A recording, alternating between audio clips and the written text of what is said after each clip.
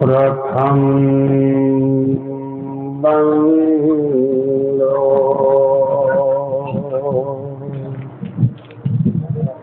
गुरु चरण जिना गम्य लखाया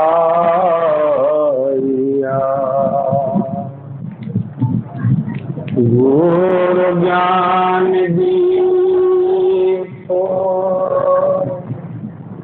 पट खोली दरस कराया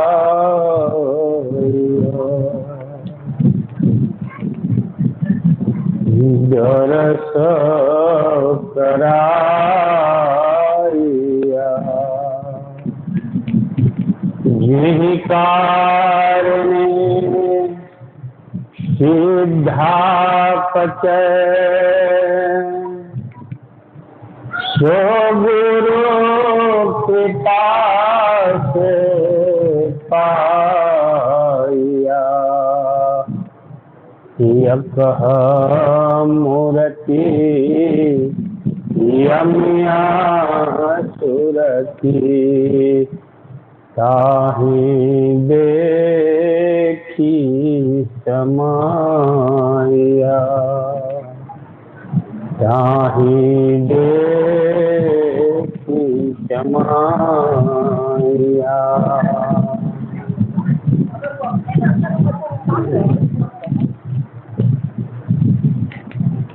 एक दया के सागर संपूर्ण सृष्टि के जीवों पर दया कृपा करुणा रखने वाले संपूर्ण मानव जाति के हृदय से शुभ चिंतक मेरे सदगुरु कबीर साहब और आपके साथ जो संत समाज है चेतन लोक में संपूर्ण जग उद्धारक सत्ताओं के साथ मैं आपको साष्टांग दंडवत करता हूँ, बंदगी करता हूँ। हे साहेब,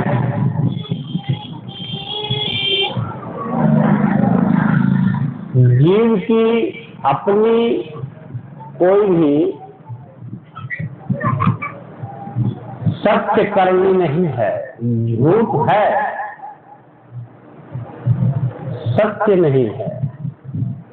झूठ कदम उठा सकता है लेकिन सत्य कदम यह जीव नहीं उठा सकता। आपके प्रकाश में, आपके ज्ञान में जीव जो है से सत्य पथ पर चलने लगता है, क्योंकि पथ प्रदर्शक आप स्वयं बनते हो, तभी जीव सत्य पथ पर चलता है। और झूठे रास्ते पर चलने के लिए उसको किसी की आवश्यकता नहीं पड़ती, वह मनमुखी अपनी मर्जी से चलता है और दुख को उठाता है। आइए इस चीज को मैं पुष्टि करूं। अभी एक भजन हमें सुनाई दिया,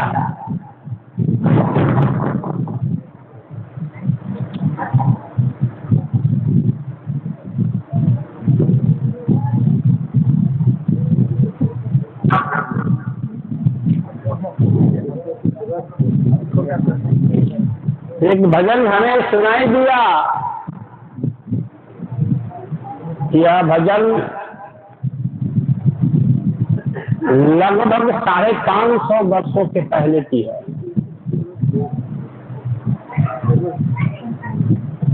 काल जयी, काल विजेता, कालों के काल एक सत्ता इस धरा पर आई थी 626 वर्ष पूर्व। उन्होंने अपना नाम स्वयं रखा था कबीर। उन्हीं की प्रस्तुति है संसार के मानवों को सत्य ज्ञान प्रदान करने की करुणा है। हमको लगता है कि यहाँ पर विराजमान जितने भी मेरे प्यारे बंधु हैं, माताएं हैं, बहनें हैं, और जहाँ तक माइक से लाउड स्पीकर के माध्यम से ध्वनि जा रही है,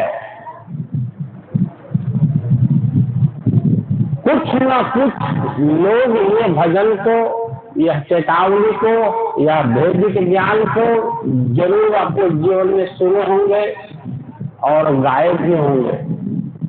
100 में 100% नहीं, लेकिन 10-20% लोग जरूर गाए हैं और सुने होंगे, लेकिन विचार नहीं किए। हम लोग कभी भी नहीं किए। विचार जिस दिन करेंगे लगेगा कि ओह, गाता तो तोता भी है, हारमोनियम भी गाता है, हारमोनियम से बढ़िया तो कहाँ गाता है। बांसुरी भी गाती है, बांसुरी से अच्छा सुर किसी से नहीं है, लेकिन हारमोनियम को पता नहीं कि मैं क्या गा रहा हूँ, बांसुरी को पता नहीं कि मैं क्या गा रहा हूँ, लेकिन श्रोता को बहुत मजा आता है। हारमोनियम से सुर, लिरिक्स, ताल, लय प्रकट होता है तो सब लोग आनंद में गोता लगाने लगते हैं। ठीक इसी तरह से सदगुरु कबीर साहब 626 वर्ष आज हो गया है, और अगला जेठ पूर्णिमा आएगा तो 27 वर्ष हो जाएगा। 627 वर्ष हो गया, और 627 वर्ष के पहले वो कब गाए, अपने जीवन के 10वां वर्ष में गाए हैं कि 15वां वर्ष में गाए हैं कि 21वां वर्ष में गाए हैं कि 30 वर्ष में गाया कि 50 वर्ष में गाया कि 80 में गाया कि लास्ट में जाके समय गाया 1575 में, ये वही गाने, लेकिन उन्हीं की ये गायकी है और बहुत निराली है। इसको एक कलाकार जिसको सुर का ज्ञान है, लिरिक्स का ज्ञान है, संगीत का ज्ञान है, वो जब गाता है तो लगता है कि खुदा उतर गए कुर्सी पर। जड़ भी जाग गया, बहरा भी सुनने लगा और लंगड़ा नाचने लगा। लेकिन संसार को तो संदेशा बहुत पहले मिली है, पत्थर दिल वालों को नहीं, सुजान जागे हुए हृदय के साथ सदगुरु ने अपना संदेशा भेजा था। लेकिन किसी ने नहीं विचार किया। इस पृथ्वी पर कोई भी ज्ञानी हुआ, विज्ञानी हुआ, संत हुआ, साधक हुआ, खोजी हुआ, किसी ने नहीं विचार किया कि सदगुरु ने कहा क्या।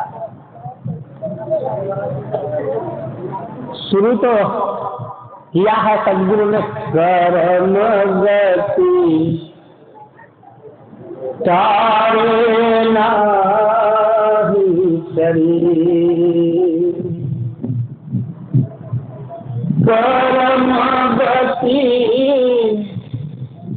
तारे नाहि शरीर, कर्म गति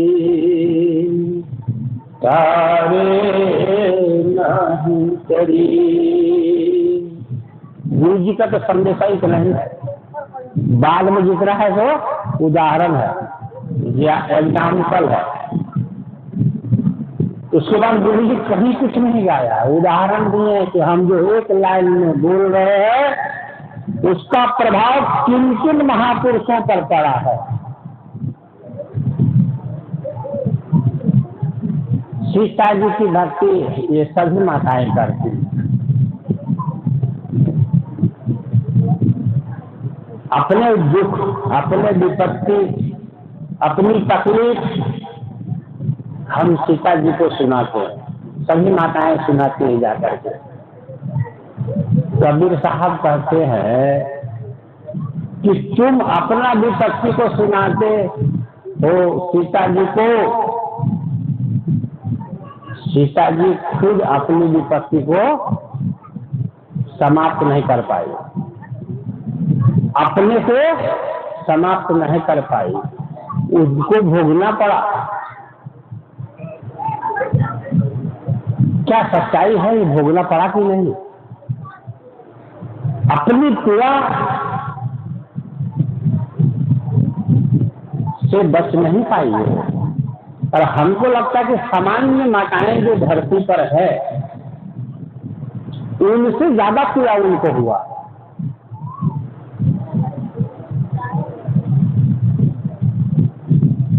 तो यहाँ पर सीखना क्या है? सदगुरु ने क्या सिखाया है हम लोगों को कि जब सीता जैसे पतिव्रता नारी, ईश्वर प्रेमी, प्राण प्रिय वसुंधरा सत्य स्वरूपा धरती पर प्रकट हुई, किसी की बेटी, किसी की बहू, किसी की पत्नी के रूप में उन्होंने अपने जीवन को स्वीकार किया, वह भी अपने कर्मों से बच नहीं पाई है। क्या तुम इनकी पूजा करके बच जाओगे? भाई विचार करना, मुझे कथा कहने नहीं आता है, विचार करना, बेहिचक रोकना कि आप गलत बोल रहे हो। सीता जी अपने कर्मों से वंचित नहीं रह पाई, अपने पीड़ा से बच नहीं पाई, उनको भोगना पड़ा। क्या हम उनकी पूजा करके हम अपने कर्मों से बच जाएंगे? क्या सीता जी मेरी कर्मों से बता लेगी हमको? विचार करना। दूसरा संदेशा इसमें है कि राजा जनक जी के पास चतुरंगी सेना थी। चतुरंगी सेना की एक बहुत विशेषता है सृष्टि में, ग्रंथों में लिखा हुआ। वो देवता भी उनका दर्शन किया करते थे। सरस्वती, लक्ष्मी, सरस्वती का निवास ही उनके यहाँ था। 10 दिक्पाल का ही निवास उनके घर में था। चक्रवर्ती सम्राट थे, लेकिन सीता हरण मरण 10 लक्ष्य के। सीता का हरण हुआ, पता चला, दशरथ का इधर आ जाते कर गया, मरण हो गया। राम विदा हो गए वन के लिए, और इधर इनका प्राण फड़फड़ाने लगा। अब विचार करो कि दशरथ जैसे साहसी व्यक्ति, धर्मज्ञ, महापुरुष, ज्ञानी, जिनके कुल में वशिष्ठ जैसे महापुरुष गुरु हैं, ज्ञान स्वरूपा पत्नी है, कर्म स्वरूपा पत्नी है और भक्ति स्वरूपा पत्नी है। ये तीनों पत्नियां कौन सी पता है? कैकेयी ज्ञान स्वरूप, कौशल्या ज्ञान स्वरूपा स्वयं थी, कर्म स्वरूपा कैकेयी जी थी और धर्म स्वरूपा सुमित्रा जी थी। जिनके घर में राम जैसा पुत्र उतरा, लक्ष्मण जैसा पुत्र उतरा, भरत और शत्रुघ्न जैसे साधु महात्मा उतरे, उनके घर की स्थिति जरा गौर करो। तो इसमें कौन है हम लोग? इसमें कोई हाथ उठा के बात कीजिए कि आप बचोगे क्या? और हम लोग आस लगाए हैं इन लोगों की, जो खुद अपनी रक्षा नहीं कर पाया, अपने धर्म पर स्थिर नहीं रह पाया, समय के मार में सबको मरना पड़ा। कैसे हम लोग बचेंगे जी? क्या हम लोग समझ रहे हैं महापुरुषों को, संतों को? कि आते हैं कुछ कथा सुना के चले जाते हैं, इनका काम ही है सुनाना। आगे क्या कहते हैं?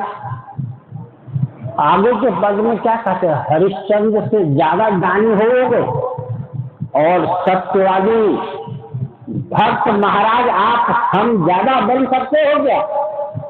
वो बेचारे भी परीक्षा में हार गए। ऐसा समय आ गया उनके जीवन में कि अपने को बेचना पड़ा डोम के हाथ में, पुत्र को बेचना पड़ा माली के हाथों में। विचार करो आप लोग,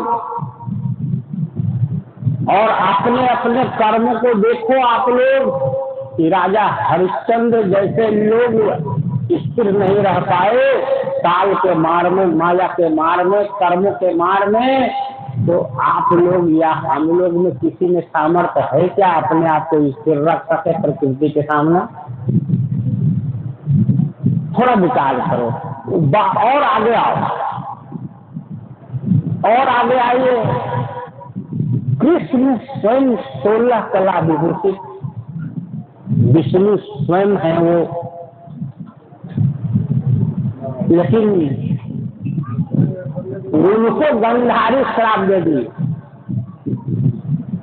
उनको गंधारी श्राप दी कि कृष्ण जैसे मेरे पूरे खानदान कुटुंब को तूने छल कपट से मारा, मरवाया, मैं भी तुम्हें श्राप देते कि तुम्हारा संपूर्ण यदुकुल का नाश।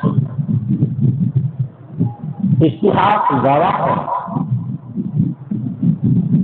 कि वही अर्जुन और वही बाण और धनुष कोई काम का नहीं था, वो लकड़ी बन गया।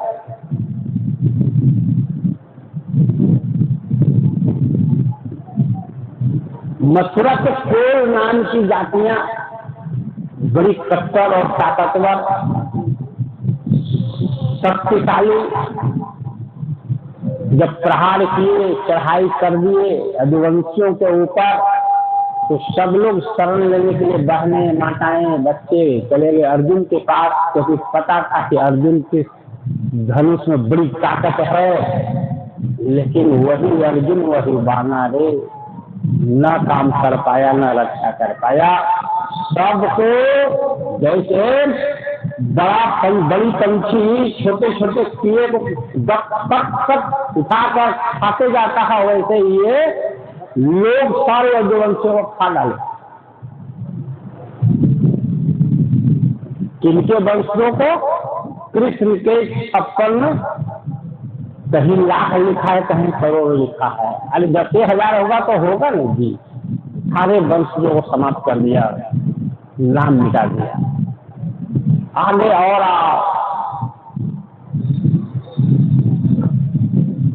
स्वयं कृष्ण थे रक्षक, किनको? पांडवों के।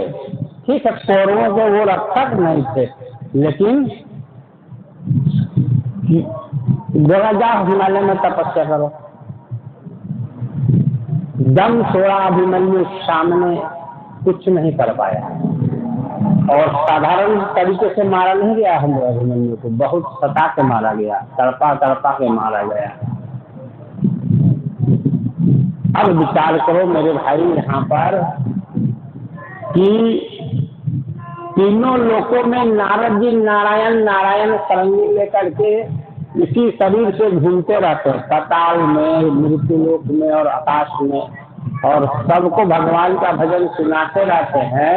वो बेचारे अपने तकलीफ को खत्म नहीं कर पाए। अब हम लोग नारायण जी की पूजा कर रहे हैं, हम लोग कृष्ण जी की पूजा कर रहे हैं, हम लोग राम जी की, हम लोग सीता जी की पूजा कर रहे हैं, और असली में राम और कृष्ण और सीता और नारायण जी की कहाँ करते हैं? पत्थर की करते हैं। असली में करते हैं क्या? असली में करते तो कुछ मिलता भी, लेकिन पत्थर की करते हैं, और सोच रहे हैं ये जो भवसागर हम इनका पूजा करके पार हो जाएंगे। कैसे पार करोगे भाई? जब यही लोग पार कर रहा था अपने आप को तो सब डूब गए बीच में, तो आप तो बीच भी नहीं जा पाओगे, पहले ही डूब जाओगे। और सब डूबा है।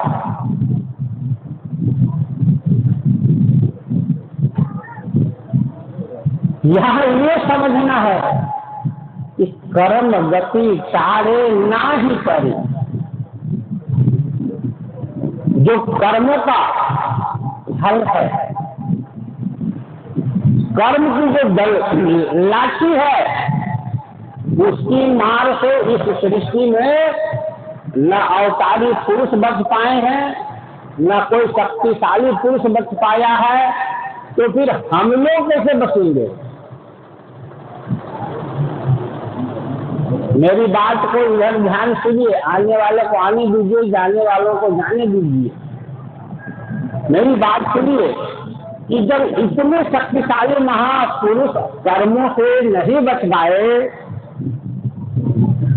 जन्म और मृत्यु से नहीं बच पाए, तो हम लोग तो साधारण व्यक्ति हैं, साधारण मनुष्य हैं, कर्म का ज्ञान भी नहीं है कि कैसे मैं कर्म करूं, कहाँ पता है?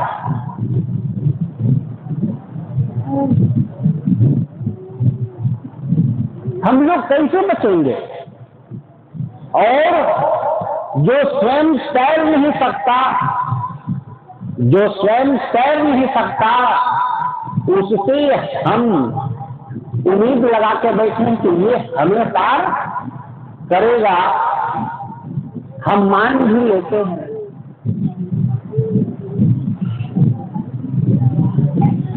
अब आप लोगों को समझ में आया होगा कि हम करना क्या चाहते हैं। पत्थर कभी भी हमारा नाव नहीं बन सकता, हमको पार नहीं कर सकता। हम पत्थर पर विश्वास किए हुए हैं कि हमको ये भवसागर पार कर देगा, हमको अपने पर बैठाएगा और इस पार को उस पार ले जाएगा, हमको खुद डुबाएगा और हमको भी डुबा डालेगा। अब यहाँ पर ये सोचना कि कर्म कितना ताकतवर है सृष्टि में।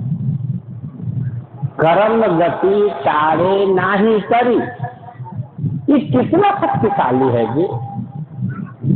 जब कृष्ण अपने शरीर को त्यागने लगे तो सन्मुख जितने लोग थे बोले, कृष्ण ये तुम्हारे लिए या आपके लिए ये क्या है?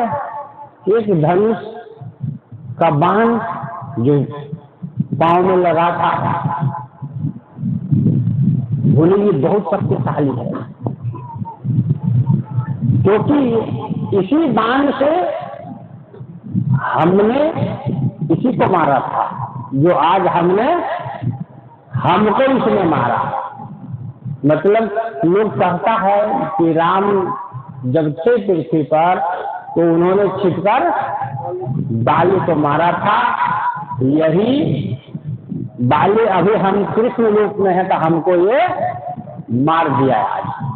कह रहे हैं कि कर्मों से मैं भी नहीं बच सकता हूँ, हमने मारा है तो हमको वो मारेगा, मार दिया। हम अपने आप को नहीं बचा सकते, हम शक्तिशाली होकर के भी नहीं बचा सकते। अब समझिए कि क्या ये भगवान से बड़ा ये कर्म है, ईश्वर से बड़ा कर्म का प्रभाव है सृष्टि में। आप लोगों को एक उदाहरण देता कि खटाई इमली को मुंह में डालो, चबाओ, खाने लगो, और इस कृष्ण जी से कहो, इस विष्णु जी से कहो, ये हनुमान जी से कहो, ये मीठा लगना चाहिए, तुम्हारे अंदर शक्ति है तो तुम इसको मिठाई बना दो मुंह में, तो आपके अंदर ध्वनि आएगी, आपके हृदय से ध्वनि आएगी, ओ मेरे भाई ये मेरे में शक्ति नहीं है इसको खटाई से मिठाई बनाने की। मैं क्या कहना चाहता हूँ मेरे भाई कि इमली का गुण ही प्रकृति के द्वारा खट्टाई है, खट्टापना है। उसको प्रकृति ने अपने हिसाब से खट्टा बनाया है। तुम जबरदस्ती करोगे तो मीठा बन जाओ, मुझे मीठा लगना चाहिए।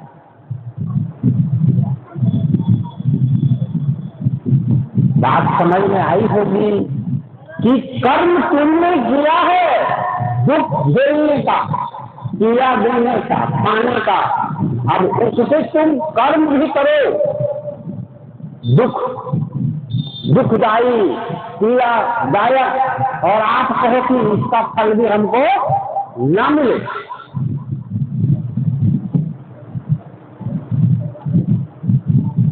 बकरा को धड़ से सिर अलग कर देंगे पल में, ज्यादा समय नहीं लगा, पल में, और उसके चमड़ा को शरीर से उखाड़ के निकाल दिया, टुकड़ा टुकड़ा करके तराजू के तौल पे बेच दिया, और कह रहे कि हम गंगा नहा के निष्पाप हो जाएंगे। 144 वर्षों के बाद ऐसा वहां कुंभ आया है। जरा विचार करो, हम एकादशी व्रत करके निष्पाप हो जाएंगे, हम गौ दान करके निष्पाप हो जाएंगे। आप सोच लिए अपने आप में, हम 21 पूर्णिमा करेंगे, पूर्णम व्रत, सारे पाप धुल जाएंगे, दैनिक से, स्वर्ग से, गोलोक से विमान आएगा, उस पर हम बैठे में चले जाएंगे। पुराने को पढ़ के समझ में आ गया आप लोगों को। यहाँ बड़े बड़े भक्त आज फंस गए। यही कारण सिद्धा किसको कहते हैं? साधक, ध्यानी, भक्त,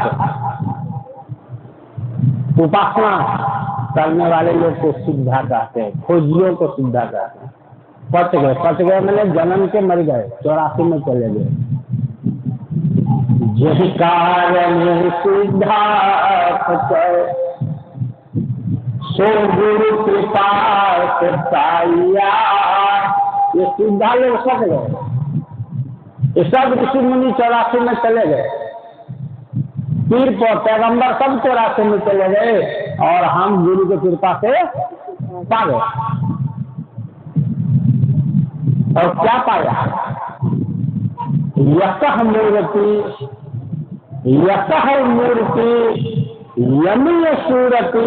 बताओ, यतः मतलब हम कह नहीं सकते हैं कैसा सौंदर्य है, मूर्ति है, छवि है। और यमीय मूर्ति, यमी कहते हैं अमृत के समान अस्तित्व है, मूर्ति है। उसको देखते देखते समा गया, ताही देखी समाइया। ये सबसे पहले किसने कहा है? ये बांधवगढ़ की एक भूमि है भारत में, रीवा प्रांत में, आज उमरिया जिला में पड़ता है। वह बांधवगढ़ का जो भूमि है, जंगल का इलाका है, वहां पर सदगुरु ने कहा था, पहली बार कहा कृषि में। उसके बाद सब लोगों ने वहां से उधार ले लिया और अपने अपने ग्रंथों के पहला पेज में लिखा, और कुछ अपना बुद्धि विवेक अनुभव से और वंदना किया। यही कारण सिद्धा पकड़ सो गुरु कृपा से पाई। यतः मूर्ति यमीन सूर्ति ताही देखी समाइया।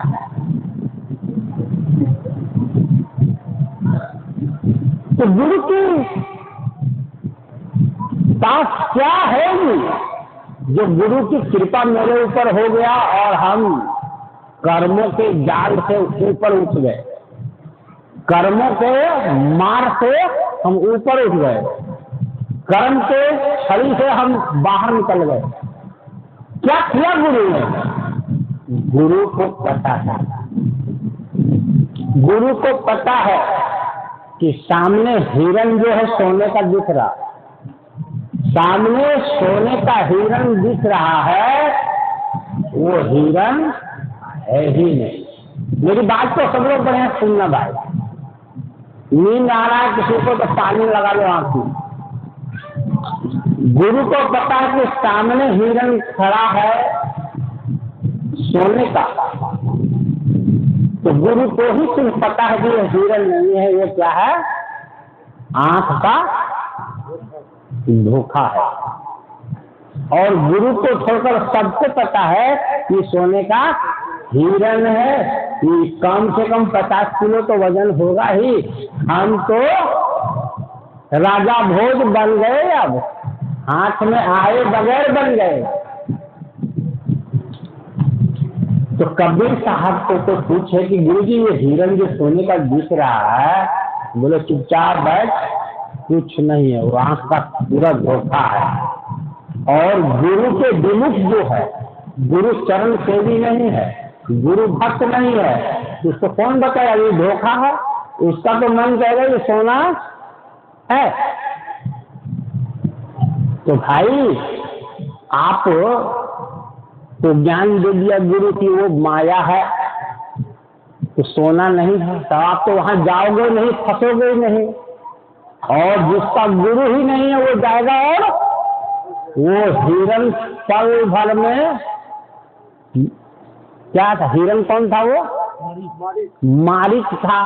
और रावण का कौन था और पल में रूप बदल देगा और आपको दबोचेगा और वहीं पर क्या करेगा, जलपान कर लेगा आपको। तो आप लोभ में न, सोना के लोभ में न फंस गए। हाँ, और जिसका गुरु सिर पर विराजमान था, बोला बेटा ये सोना भी नहीं, चांदी भी नहीं, ये हिरण भी नहीं, माया है, वहां जाओगे तो कुछ भी नहीं है। तू बेचारा बच गया। क्या ज्ञान मिला जी हमारे इस प्रसंग से? किसको ज्ञान मिला बता सकते हैं? कर्म का ज्ञान मिल गया। जब कर्म का ज्ञान मिल जाएगा तो आप फंसोगे ही नहीं।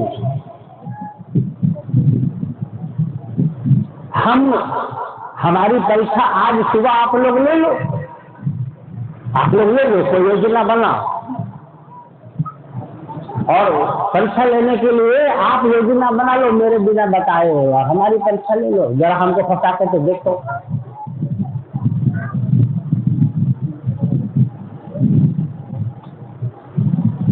क्योंकि हमारा जो गुरु है हमको कर्म का व्याख्या बता दिया।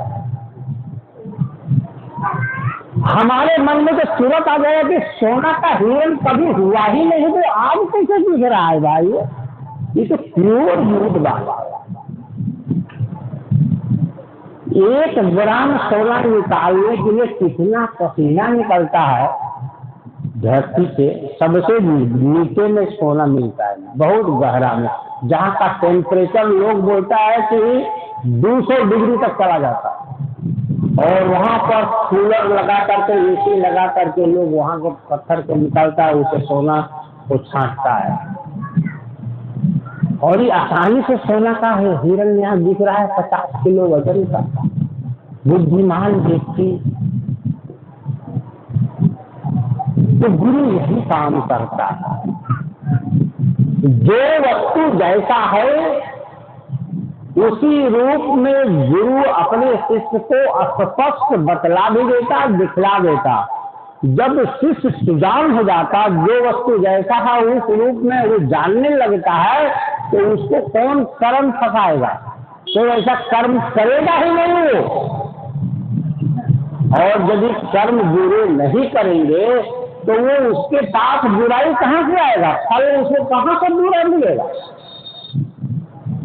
तो सदगुरु सुघर खिलाड़ी है इस सृष्टि में, कर्म का गवाह है, कर्म का साक्षी है।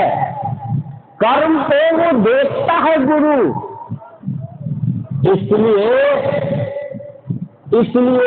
गुरु के शरण में जो आता है वो यतः और अमृत में प्रवेश कर जाता है, और गुरु को छोड़कर जो संसार में महापुरुष है उसकी सीधा भक्ति करने लगता है, वो कर्मों के जाल में जाकर के फंस जाता है।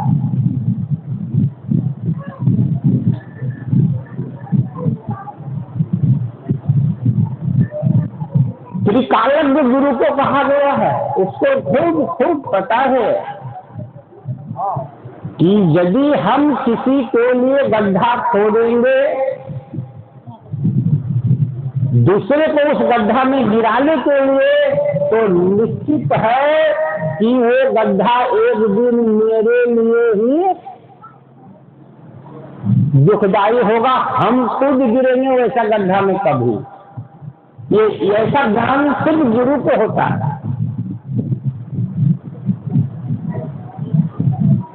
तो इस तरह का साक्षी पुरुष, प्रमाण पुरुष, गवाह पुरुष इस सृष्टि में कबीर साहब हो चुके हैं।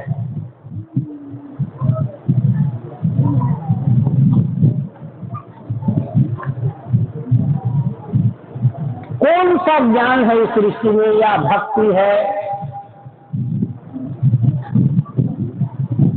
जिससे हमको कर्म का भेद मिलता हो, कर्म की कुशलता प्राप्त होती हो?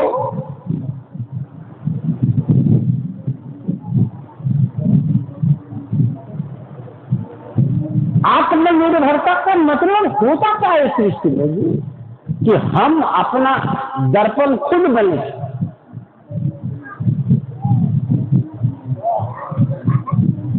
हम अपना मार्गदर्शक खुद बने,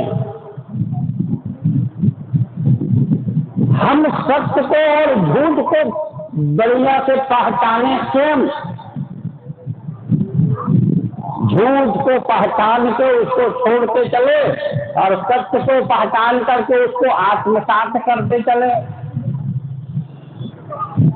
हम इतना ज्यादा हुआ जीवन में जिए कि एक श्वास मेरा अंदर आया और बाहर गया तो हम तुरंत हिसाब लगा ले कि इतना आयु कम हो गया मेरा।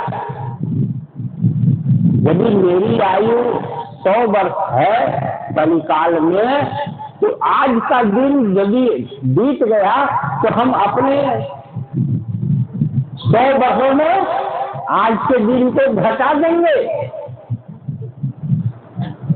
हम ट्रेन में सफर कर रहे थे, हम लोग सत्संग करते हुए जा रहे थे, आदत है। एक बाबा मिले, हमको बोले आपकी उम्र कितनी है? क्योंकि वेशभूषा से हम लग रहे थे युवा, और सचमुच में 30 साल की उम्र रही थी हमारी। पहनावा वहावा जैसे लड़के जीन्स पहनते हैं, शर्ट पहनता है, उस तरह से हम पहने हुए ट्रेन में बैठे थे, स्लीपर क्लास में। हम लोग आपस में चर्चा करते हुए बॉम्बे जा रहे थे बिलासपुर से। बोले आप की उम्र क्या है? तो 100 वर्षों में से 30 साल घटा दिए हम। उसके बाद हम बोले कि हमको 70 साल उम्र बचा है। क्या बोले? बचा है। और ये 70 साल में भी हम 50 में भी टपक सकते हैं, 60 में भी और 70 में। जीवन शैली को यदि शुद्ध रखे, ज्यादा हुआ रखें तो ये पूरा 100 साल बिता सकते हैं, और नहीं तो ये शरीर पहले भी खराब हो जाएगा। तो यदि प्रकृति के विधान के अनुसार यदि मेरी आयु 100 साल है तो 30 साल खत्म हो गई, बची है 70 वर्ष। तो वो बोले कि सब लोग बोलता है कि हमारी उम्र है 30 साल, आप बोलते हैं बची है 70 साल। हम बोलिए 30 साल चला गया, मेरा था क्या? मेरे हाथ में है क्या? 30 साल मेरा जो बीत गया वो हमारा अब है? कोई बताइए। तो मैं तो सही बोला, हमको आगे वाला जो उम्र है वो 70 साल बचा है, यही मेरी उम्र है। तो बोले विचित्र बात आपने कहा, ऐसा कोई बोलता नहीं है। हम बोले बोलेगा कैसे? आपको मैं कहता कि मैं 30 साल का हूँ, अरे भाई मैं 30 साल का कैसे हूँ? 30 साल खत्म नहीं हो गया जी मेरा। 30 साल उम्र मेरा बीत गया, मेरे हाथ से निकल गया है। आने वाला जो समय है, वर्ष है, वो मेरे हाथों में है। वो भी जब भी हम प्रकृति के अनुकूल चलेंगे तो, प्रतिकूल चलेंगे तो वो भी मेरे हाथों में 70 वर्ष नहीं है। तो इस तरह की बात सबसे तो बोलता है, क्योंकि हमको पता है कि इस शरीर पर और इस श्वास पर अधिकार इस ब्रह्मांड में किसी को नहीं हुआ है, न किसी को होगा। जब कोई साधन करने चलता है, भगवान की स्तुति प्रार्थना करने लगता है, तो उसको लगता है कि हम अपने शरीर पर, अपने मन पर, अपने श्वास पर हमारा एक छत्राधिकार हो चुका है। लेकिन प्रकृति का झोंका, हवा का झोंका, समय का डंडा जब उस पर पड़ता है तो अपने संकल्प को वो खुद तोड़ देता है। जैसे कांपने वाली जो बीमारी होती है, वैसे ये शरीर क्या होता है? कांपने लगता है समय के मार से।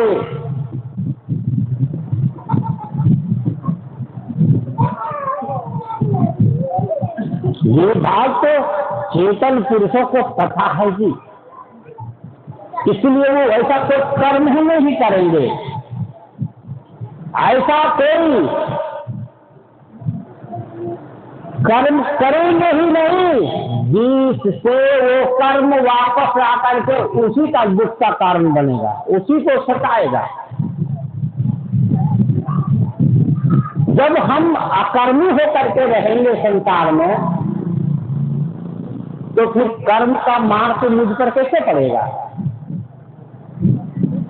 हमको ज्ञान पूर्वक जीना है इस संसार में कि हिरण कभी भी सोने का हो नहीं सकता। हिरण जब भी होगा तो मांस का लोथड़ा, खून, रक्त, हड्डी का ही हिरण होता है। हम क्यों धन के लोभ में, कनक के लोभ में पति से जिद करूं? समझ में आया कुछ? तो पति से जिद की थी ना सीता जी कि हमें ये मृग, हिरण का मृग चाहिए स्वामी। तो लोभ में, सोना के लोभ में क्या पाई? पति को ही क्या की? अरे खो दी मेरे भाई। पति मतलब परमात्मा, सीता मतलब सुरती। ये जीव ने शिव को ही खो दिया लोभ के कारण, मृग तृष्णा के कारण। ये कौन सदगुरु को पता है, और संसार में किसी को पता नहीं। चाहे 16 कला विभूषित, 12 कला विभूषित ज्ञानी होइए, चाहे 16 कला विभूषित हो या 20 कला विभूषित हो, सब लोग कर्म के मार से दुखी होंगे। हम लोगों को शुगर हो जाता है, बीपी हो जाता है, शरीर में बुखार लग जाता है, पैर हाथ टूट जाता है। तो भाई मान लेते हैं हम लोग जीव हैं, तो बुखार लग जाता है, शुगर हो जाता है, बीपी हो जाता है, एक्सीडेंट में पैर टूट जाता है। लेकिन जिसकी आरती बजना स्तुति करते हैं उसी को बुखार लग जाए, शुगर हो जाए, तब का बात है भाई।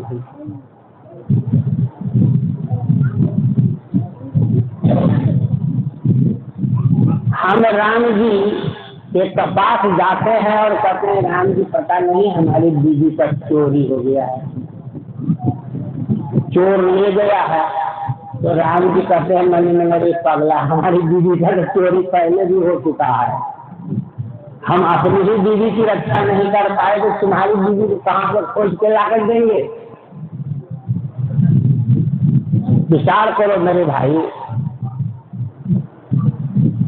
जिस शिव जी के पास हम लोग जाते हैं कि हे भोले बाबा आपको पता नहीं है हमको कितना तकलीफ है, दुख है, दर्द है, तो शिव जी कहते हैं, अरे प्यारे तेरे को पता नहीं है कि हम जिसको वरदान दिए थे वही दौड़ाने लगा था हमको।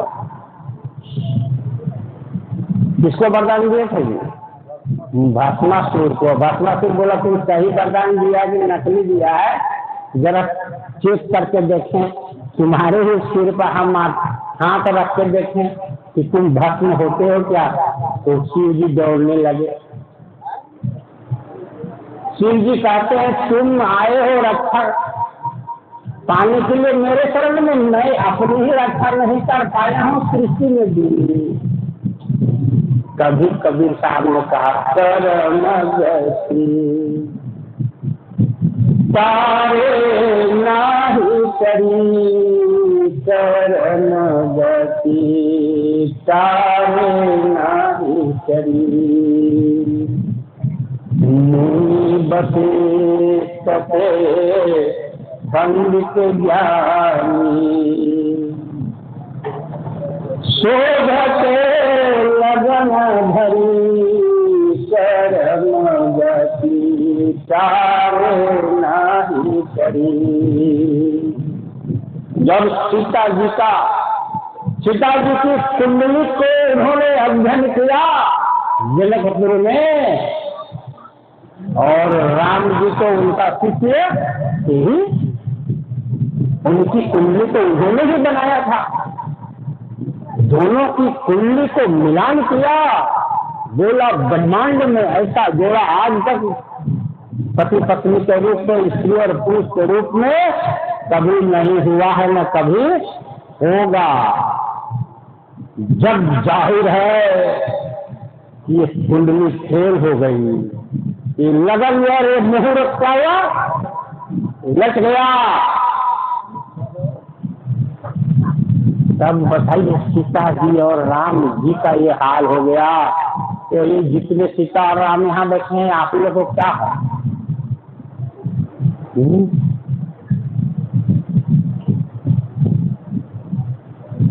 आप लोग को मन में नहीं आ रहा कि मैं कुछ बोलना चाह रहा हूँ, अंदर में है जो वस्तु उसे प्रकट करना चाह रहा हूँ, जिसको सबको जानना जरूरी है ब्रह्मांड में।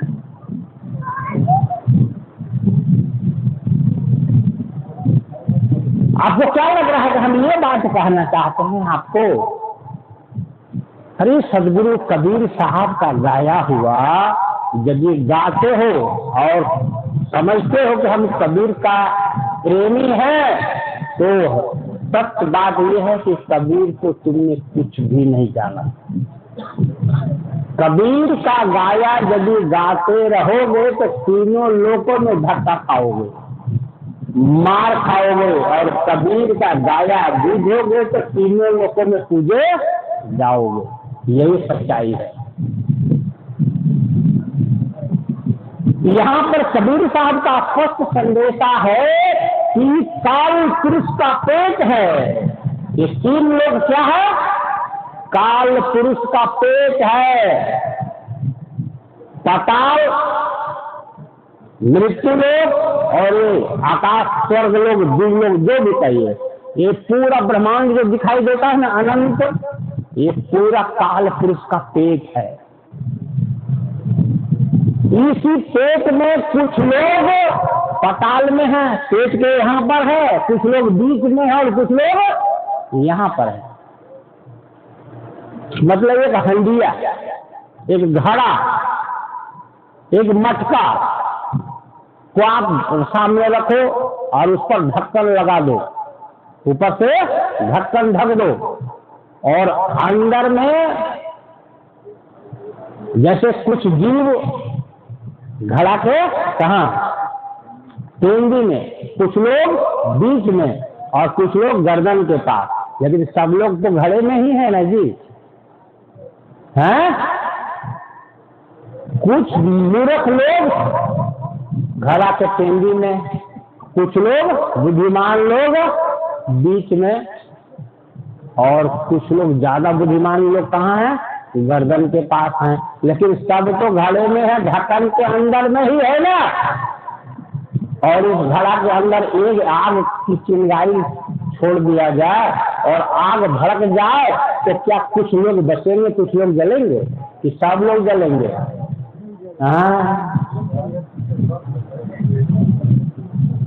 अरे गगन में लगी है आग,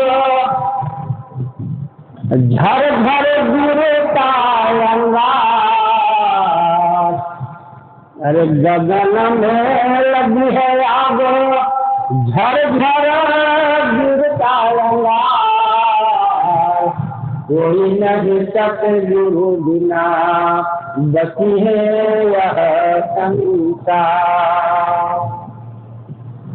धरती तो हांडी भई घटना भय और तीन लोक ईंधन भया, जीव कहाँ को उनका, जीव कहाँ को उनका।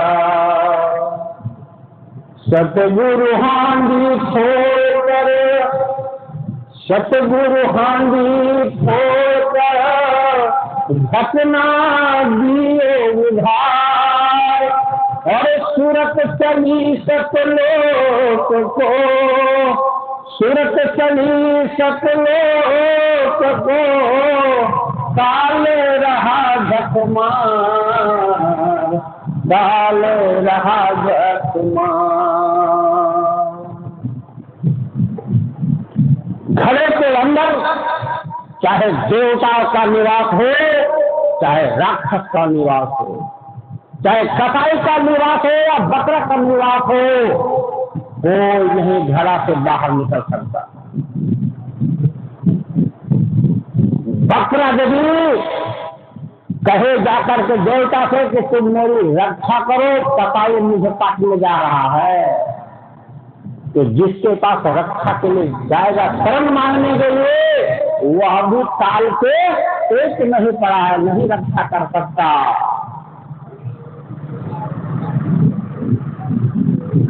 घड़ा को छोड़ दिया जाए, ढक्कन को उघाड़ दिया जाए, तो जीव क्या होगा? जीव काल के पेट से बाहर हो जाएगा। अब उसका दुख गया, धर्म समाप्त हो गया, कर्म के भूमि से बाहर चला गया वो। अब कर्म का गंदा उस पर कभी नहीं पड़ेगा। इसलिए सदगुरु ने कहा, यही कारण सिद्धा पचय, यही कारण सिद्धा पचय से गुरु कृपा से पाइया।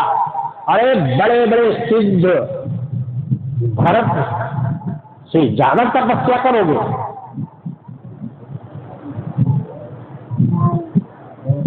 वो भी बेचारा हिरण का शरीर पाया अंत में।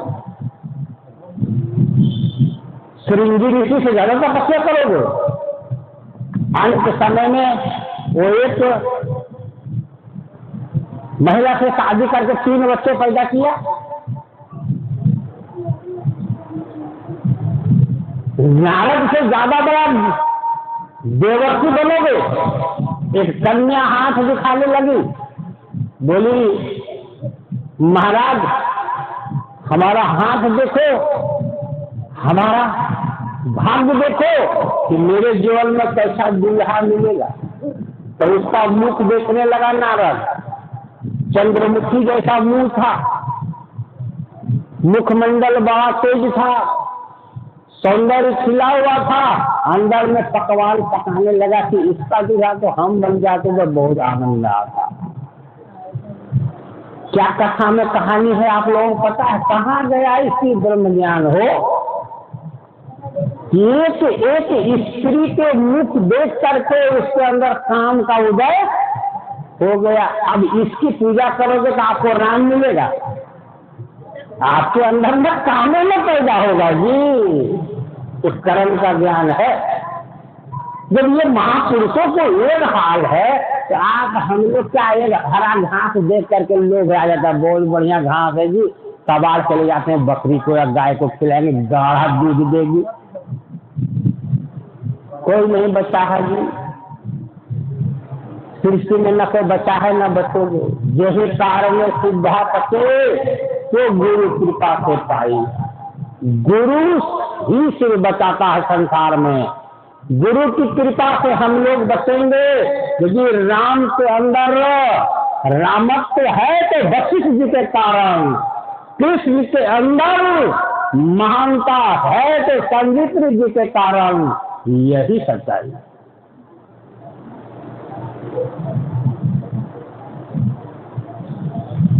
कर्म का ज्ञान इस सृष्टि में सिर्फ गुरु को होता है।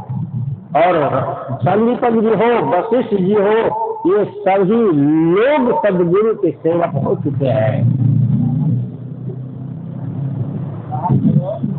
हम लोग भी अपने बच्चों को विवाह करते हैं, हम लोग भी अपने बेटी की विवाह करते हैं और चले जाते हैं पंचांग मिलाने, कुंडली मिलाने। अरे दुनिया वाले मिलाए फिर भी सुख नहीं पाए। ये बकरी कहाँ कभी कुंडली मिलाती है? ये गाय कहाँ और बैल कहीं कुंडली मिलाता है? मिलाता है क्या? ये एक दर्जन बेटा बेटी पैदा कर देता है, इनमें लड़ाई भी कभी नहीं होता है। तुम्हारा कुंडली बार बार मिलाने के बाद 36 गुना, 22 गुना, 24 गुना मिलने के बाद झगड़ा और तलाक। ये गाय बैल का तलाक देखे हैं? सुगर कुकुर का तलाक देखे हैं? और पुरुष लोगों का तलाक पर तलाक, तलाक पर तलाक। बाप कुंडली मिलाया तुमको तो तलाक नहीं होना चाहिए, छोड़ नहीं होना चाहिए। विचित्र हो गया संसार। साहब ने सही कहा था, सब जग अंधा पेट का धंधा। वो नहीं बात को मानने वाला नहीं है। झूठ कहूं तो सब लोग स्वीकार करता है एक बार में, सच कहूं तो फिर ही समझता नहीं। मेरे पिताजी के बारे में पूछता है तुम्हारा बाप का क्या नाम है? जी माँ का क्या नाम है? क्योंकि ज्यादा सच बोल रहा हूं। कर्म की महिमा जानना होगा। इस दुनिया में सबसे बड़ा शत्रु क्या है? लोभ है। लोभ का जितना बड़ा पेट है कि पूरा संसार उसमें समा जाए तब भी भरता नहीं है। मोह इतना बड़ा विशाल है कि पूरी दुनिया का भोग उसमें मिल जाए उसको तब भी वो संतोष नहीं धारण कर सकता।